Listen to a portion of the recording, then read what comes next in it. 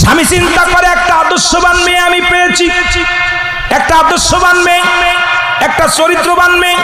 কারণ বাসর ঘরে ঢুকে দেখি স্ত্রী নামাজে তারা নামাজ পড়ে দুহাত আল্লাহর দরবারে উঠায়া চোখের পানি ছেড়ে দরদর করে কান্দে, আল্লাহ তুমি আমার মাফ করে দাও। আমি কি জবাব দিব আমার স্বামীর কাছে? আমি কি জবাব দিব স্বামীর কাছে? চোখের পানি ছেড়ে ছেড়ে কাঁদতেছে। হঠাৎ স্বামী ঘরের ভিতরে ঢুকে বললেন, স্ত্রী রে তুমি এত কান্নাকাটি করছো কেন? আজকে বাসর ঘর, আজকে দুজনের মিলন হবে, দুজন কথাবার্তা বলবো। আজকে তুমি আর আমি ঘরের মধ্যে, তুমি কেন কান্দো? তোমার কান্না দেখে আমার বড় মায়া লাগছে, তুমি কেন কান্দো? কয় স্বামী রে আমি আপনার কিসের জন্য কান্দি? আমার আল্লাহ মাফ করবে কি না? আপনার হক আমি নষ্ট করেছি।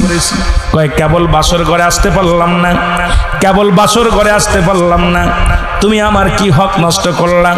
কয় না রে স্বামী আমি ভুল করেছি, ভুলের খেসারত আমার আল্লাহ কি আমারে মাফ করবে? আমার আল্লাহ কি আমার